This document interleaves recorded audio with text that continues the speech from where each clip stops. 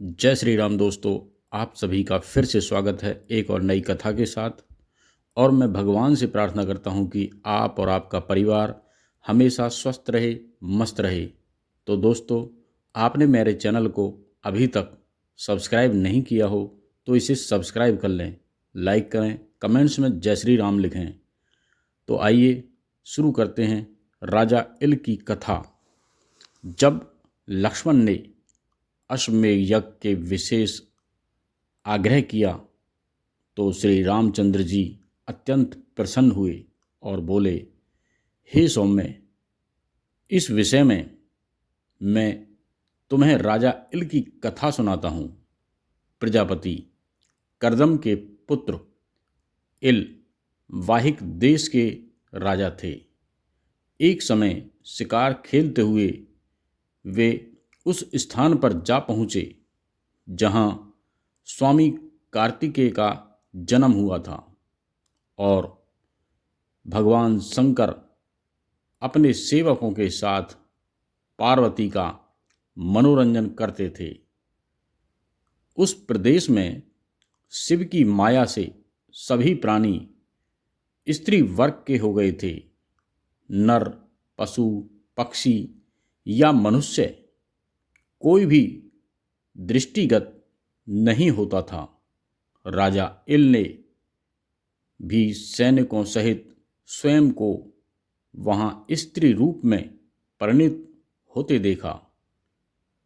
इससे भयभीत होकर वे शंकर जी के शरणागत हुए और उनसे पुरुष तत्व प्रदान करने की प्रार्थना करने लगे।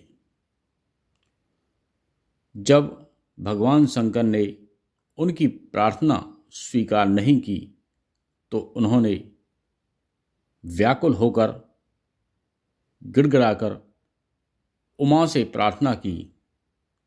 इससे प्रसन्न होकर उमा ने कहा कि मैं भगवान शंकर की केवल अर्धांगिनी हूँ, इसीलिए मैं तुम्हें तुम्हारे जीवन के केवल आधे काल के लिए पुरुष बना सकती हूँ।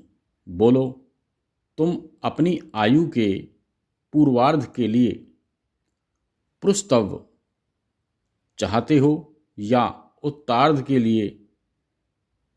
इल कुछ क्षण सोचकर बोले कि देवी, ऐसा कर दीजिए कि मैं 1 महीने पुरुष रहूं और 1 महीने स्त्री रहा करूं।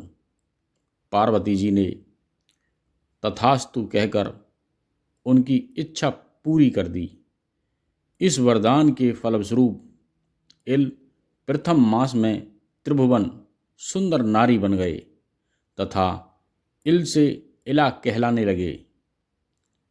इल उक्त क्षेत्र से निकलकर उस सरोवर पर पहुँचे जहाँ सोमपुत्र बुद्ध तपस्या कर रहे थे।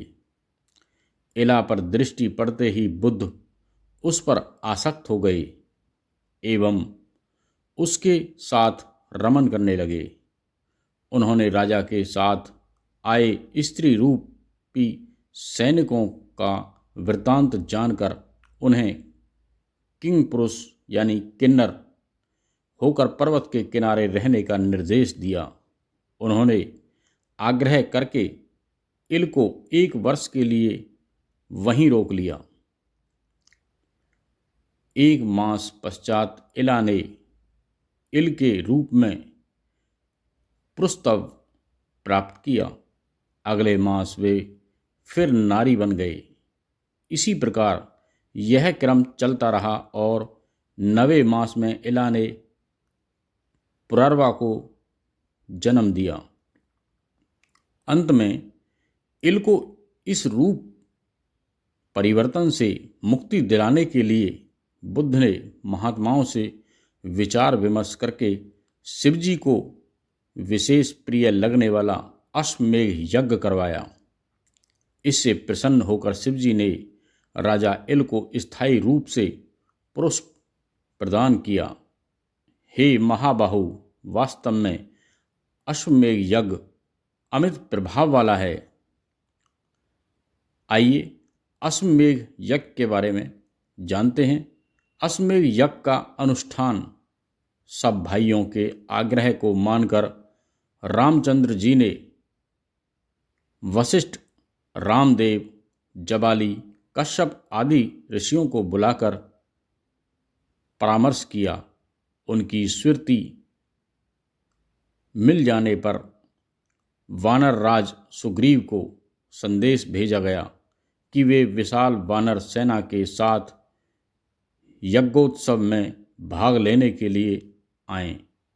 फिर विभीषण सहित अन्य राजा महाराजाओं को भी इसी प्रकार के संदेश और निमंत्रण भेजे गए। संसार भर के ऋषि महर्षियों को भी सपरिवार आमंत्रण किया गया।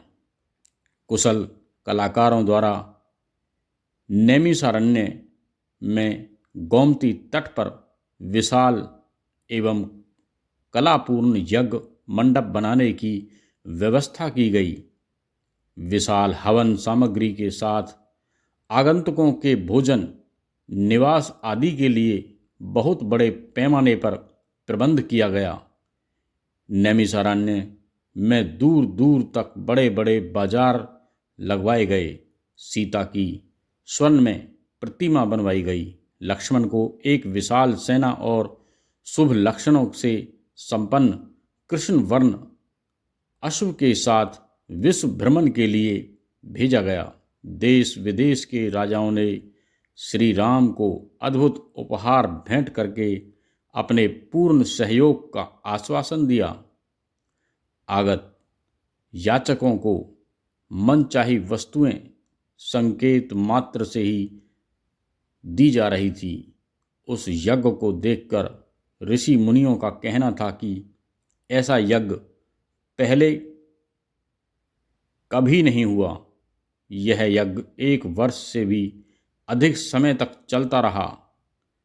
इस यज्ञ में सम्मिलित होने के लिए महर्षि वाल्मीकि भी अपने शिष्यों के सहित पधारे।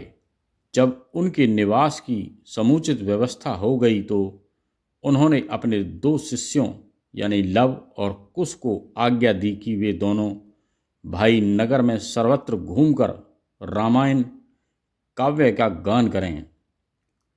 उनसे यह भी कहा कि जब तुमसे कोई पूछे कि तुम किसके पुत्र हो तो तुम केवल इतना कहना कि हम ऋषि वाल्मीकि के शिष्य हैं। यह आदेश पाकर सीता के दोनों पुत्र रामायण का स्वरगान करने के लिए चल पड़े। तो दोस्तों, अगर आपको ये कहानी अच्छी लगी हो तो इसे ज़्यादा से ज़्यादा शेयर करें, क्योंकि ये कहानियाँ हमारी सनातन धर्म की हैं और सनातन धर्म को ज़्यादा से ज़्यादा आगे लोगों तक पहुंचाना ये हमारा कर्तव्य है। और कोई भी कहानी आप सुनते हैं या कोई भी कथा आप मेरी सुनते हैं तो उसको पूरी सुनो, जिससे कि आपको उसके बारे में संपूर्ण जानकारी प्राप्त हो सके। तो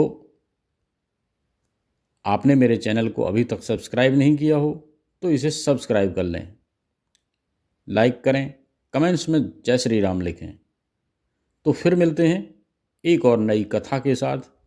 जब तक के लिए जय श्री राम।